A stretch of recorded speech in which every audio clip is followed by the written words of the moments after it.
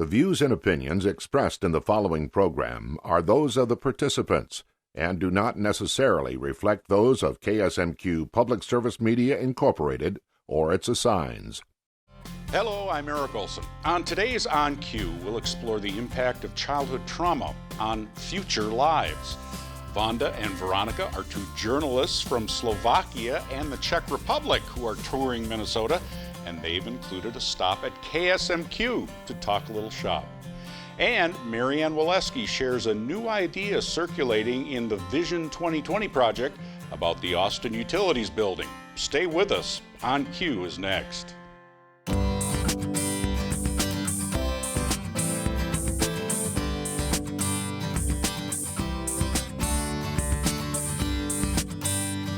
From KSMQ Television in Austin, this is On Cue, connecting interesting issues and interesting people.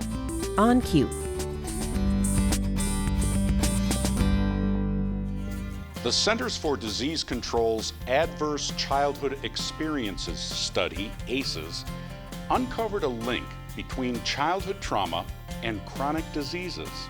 I have two guests joining me today to talk about ACE scores and what they mean. Fascinating discussion we're going to have. Welcome to Nancy Riestenberg from the Minnesota Department of Education and Autumn Baum from the Minnesota Department of Health. Thank you for joining us here on KSMQ here in Austin. Thank you for having us. You are going around the state talking about this new report that you've issued based on a series of tests, research that began in the 1990s, mid-1990s, called ACEs.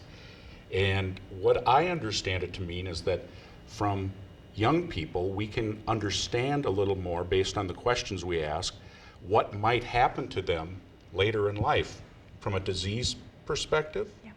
And some of the things we were talking about, Nancy, really didn't seem to make sense. Like, how would you know that somebody in third grade might be more apt to get diabetes or something like that? Am I getting that kind of correct there? Yes. Okay. Yes, you are. It might be helpful to just start with the history of the ACE study. Sure. There were a couple of doctors in San Diego who were seeing that there were maybe correlations between their patients' childhood experiences and their adult health, but they didn't know if that was true or not. So they decided to test it. And they put together 10 questions, essentially, about 10 different forms of adverse childhood experiences, experiences that happen in the home, family dysfunction, neglect, and abuse. And they asked people all of these questions, and then they also asked them health-related questions, and they correlated the responses of the people to their childhood experiences. Were they physically, sexually, or emotionally abused? Were they emotionally or physically neglected? Was there alcohol use in the home? Was there witness to domestic violence? A host of family dysfunction questions. And they correlated those questions with their adult health outcomes. So did they have obesity? Did they have diabetes? Did they have heart disease? Did they have lung disease? Were they smokers? And they found that there was a real correlation, and that in fact the more adverse childhood experiences you had as a child, the more likely you might have these difficult health outcomes. Not only does this affect healthcare costs, because if people are chronically ill, that has an impact on all of society because of the healthcare costs, but it also has an impact on our economy in that people are not working to their fullest potential. They're not able to contribute as well as they might be able to if they were healthier.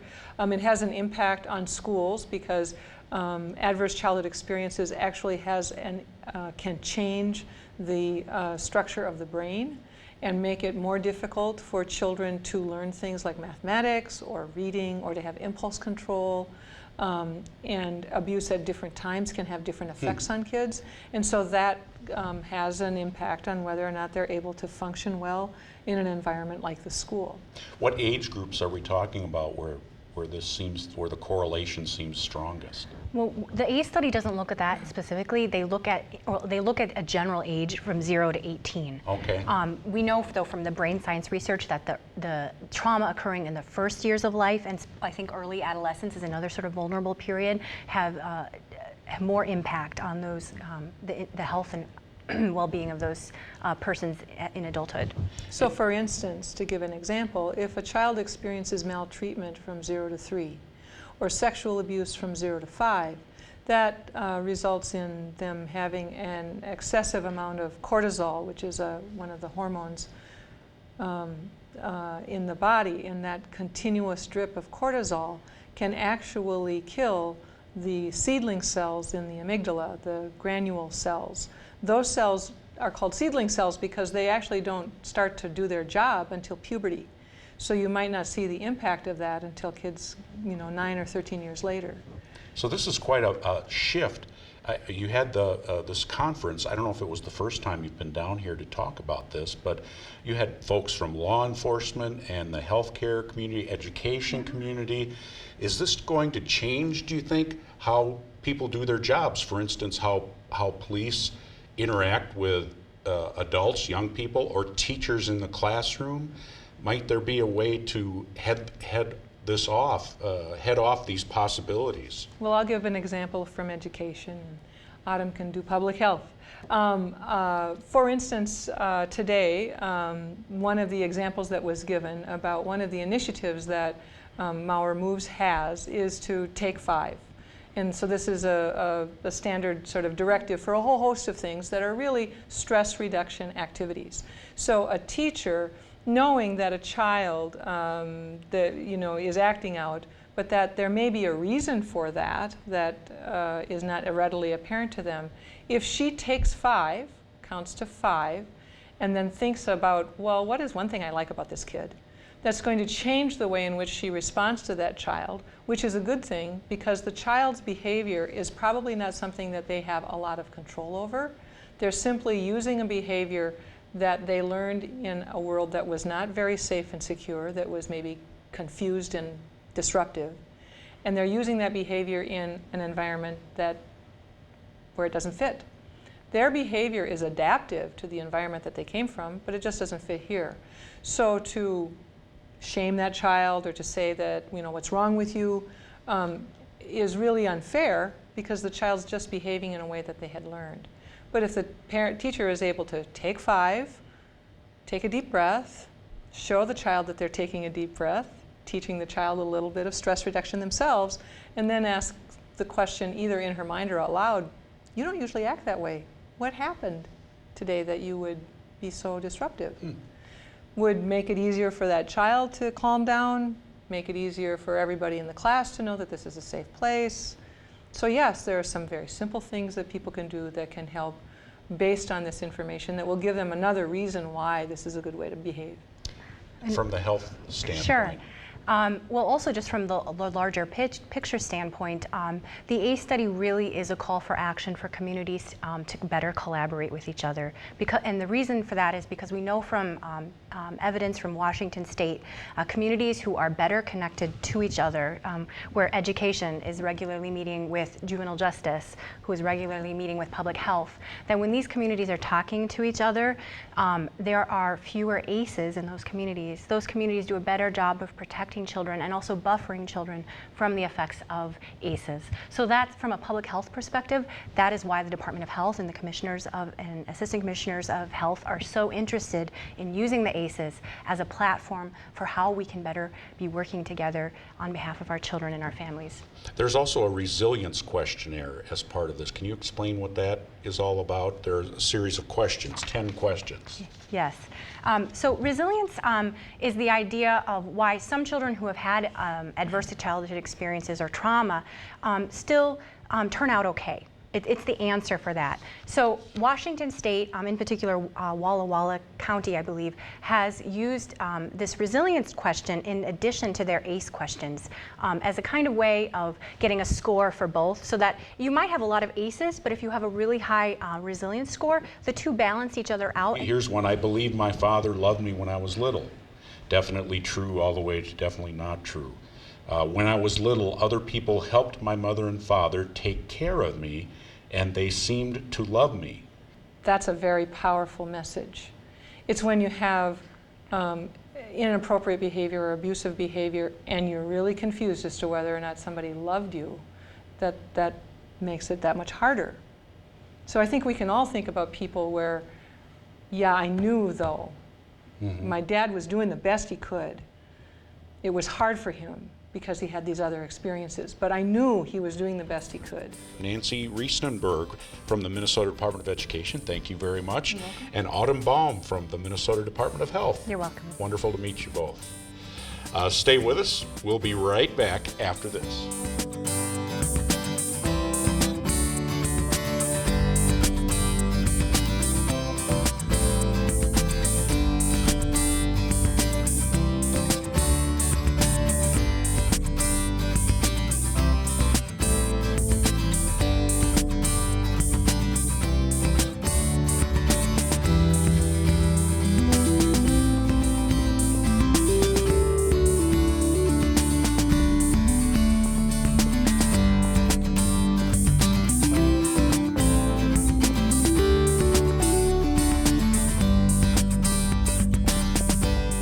You can watch On Cue anytime by visiting the KSMQ TV website, ksmq.org.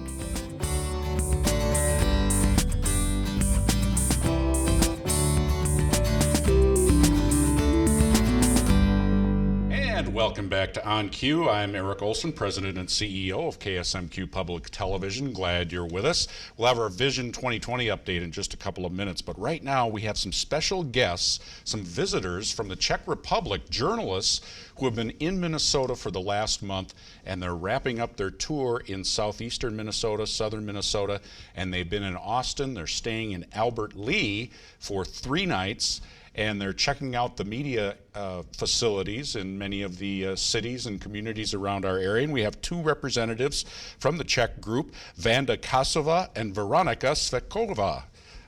If I pronounce that correctly, pretty close. Not really. Well, it's Ševčíková, and I'm actually from Slovak Republic because it's 6 of us here who came, and 2 of us are from Slovakia, and there's 4 of us from Czech Republic. I'm sorry, Bratislava. Yes, that's you. our capital city, and that's where I'm from. Well, welcome. Thank you. What do you do as a journalist there? What specialty do you have?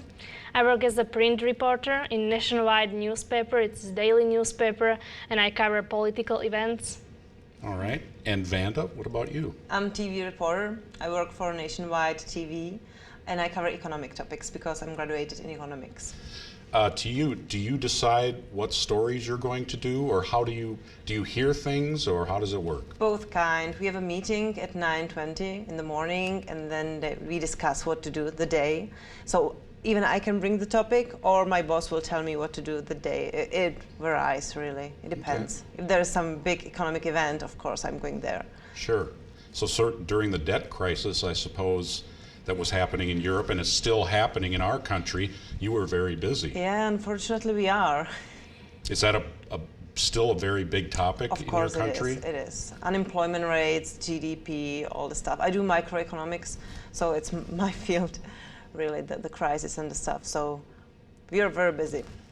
And Veronika, what's your specialty? Do you have a special topic, or are you general as far as journalism? What do you do? I cover general politics, but for example, I'm responsible for meetings of our national governments, meetings of President of the Slovak Republic, meetings of National Council of the Slovak Republic, and stuff like that.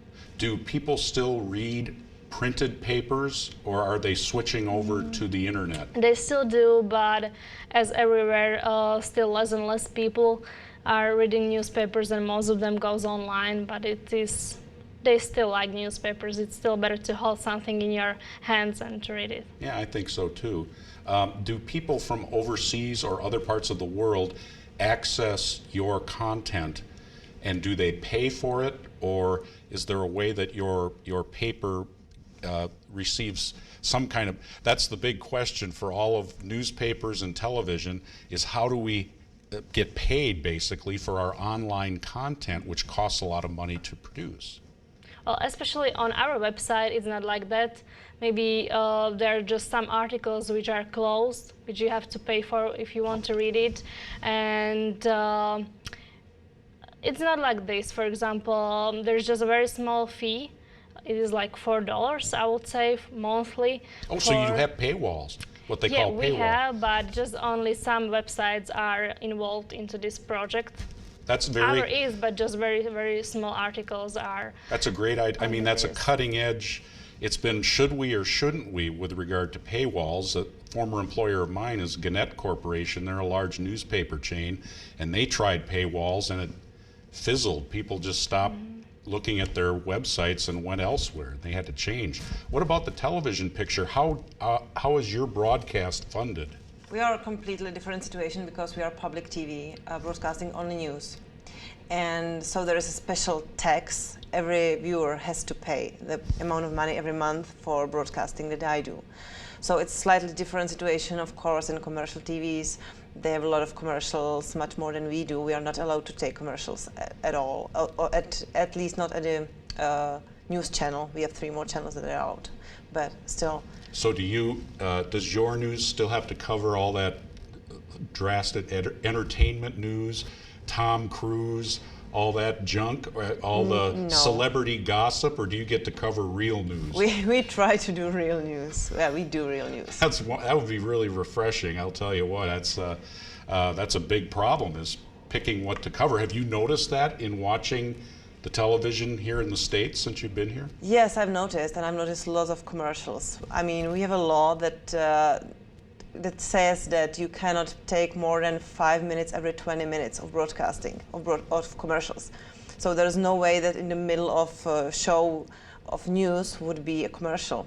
It's not stopped, which is great. I mean, and part of your sorry. Oh, but part of your payment is the antenna tax, or the like in Great Britain, similar situation, a license. You get a license to have a TV. All right. Most of it.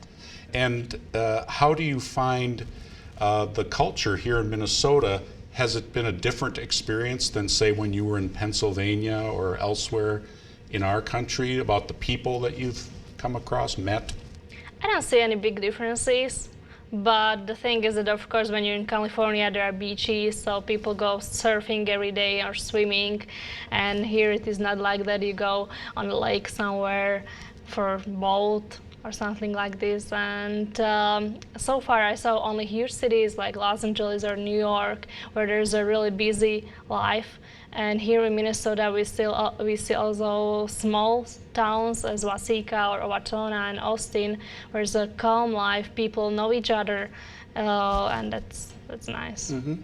Has in your reporting, general report, now you do economics, but is there a lot of focus on crime news, war? You know, in this country, we wonder about what people think of America, if they think we're all war, or do we come up in the news very often in any way in Czechoslovakia, in your country, for instance? Unfortunately, you did. In the last few days, it was really big topic. The Boston Marathon, and also the Texas the explosion, because it was a Czech city. So you cover those issues also. We did. A lot.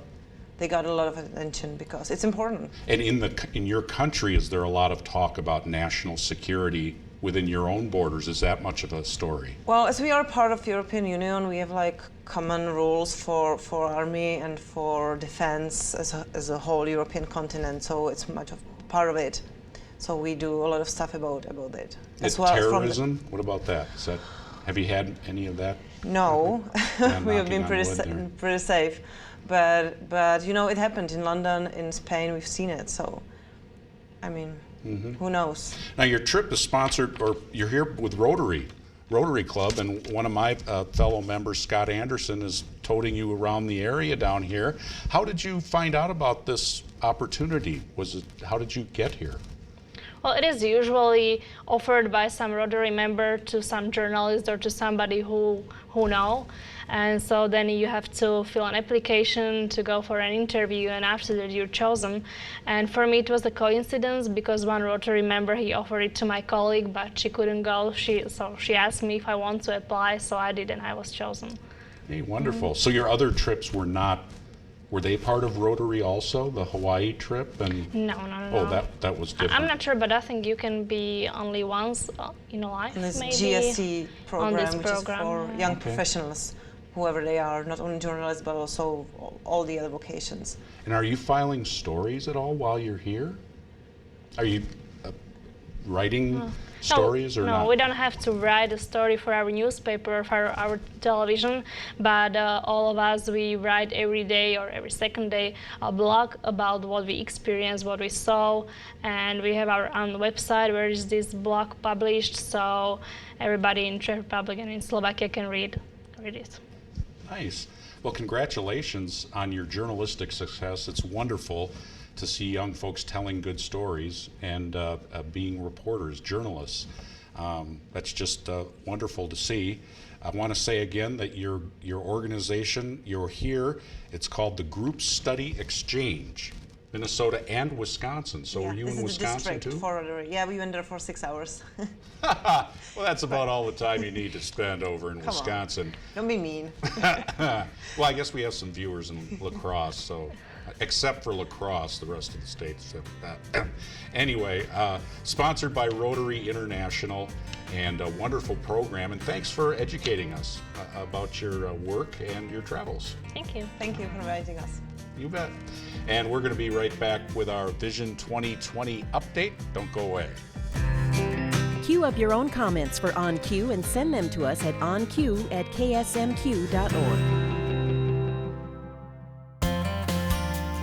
On Cue's Vision 2020 segment is brought to you by Hormel Foundation, Games People Play, and Turtle Creek Estates. And welcome back to On Cue. I'm your host, Eric Olson, and we're going to have our Vision 2020 update right now. And we're going to move right adjacent to downtown Austin and talk about the Utilities Building, one of the 10. And Mary Anne Wolesky joins us now, co-chair of the Austin, I want to get this right now, Revitalization of Austin Utilities Building Committee. That's correct, Eric. And welcome. Thank you very much. That has been a real lot of publicity about the utilities building, a lot of plans since about a year ago when it was unveiled, that being one of the 10 projects for Vision 2020. And where are we at today? Well, it's fun to be here to tell you about where we're at today. Of course, it's a process. This started with the idea to continue improving along 4th Avenue in Austin and follow along with the great work that's been done at the Hormel Historic Home, at the Paramount, the library, and then we come down the street to the Austin Utilities space. And as most of the community, I think, is beginning to know now, that building is going to be decommissioned in 2014, 2015. And it's, the building was built in 1928 after a tornado in Austin. It sits on 7 acres in downtown, right on the Mill Pond. And many folks have been reintroduced to it from the Artworks Festival last year and this year. What might become of the future, what might be in that building going forward? What do we know? Well, we know that we're all in love with the turbine room. We know that for sure. And that was really featured at the Artworks Festival.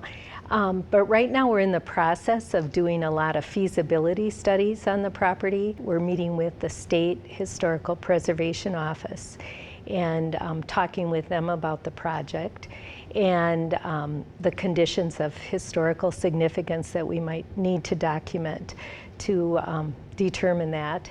And that's just begun, and that's going very, very well. And then when all this was going on, we were also hearing from employers that there might be a need for more high-end rental housing in the community. And so we are looking at that aspect as well. And we're fortunate enough on our committee to have some city officials and HRA people. And so we're working with them to do a housing study in the community to see what type of need there really is for some high-end, nice rental property. Inside like turning it into apartments in Correct. somewhere. Okay. And So for viewers who are following along, at first they thought maybe the SPAM Museum would move, there'd be an art center. We're still thinking about having an arts presence there to continue along the street, but now there may be a housing component instead of a museum or anything else. But a lot of options still open? Or? Exactly, a lot of options still open. And really it all depends on the feasibility of everything and of course the business pro forma plan. But the housing all of a sudden emerged as a greater need possibly. But there would still be some space, we're hoping, for some limited retail in the area, and then also possibly some type of art space. Wonderful. Well, Mary Anne, and of course the Art Fest this year, we're still having it there, right? In yes, August? we are. The Okay. second annual Austin Artworks Festival. We're very excited about it. It's going to be bigger and better than last year, August 24th and 25th. Wonderful. Mary Anne Wolesky, thank you so much for joining us. Thank you for your service also. Oh, you're welcome. On Thanks this for very important priority for the city. Thank you very much, Eric. And that'll do it for this edition of On Cue. I'm Eric Olson. Thanks for watching. See you next time.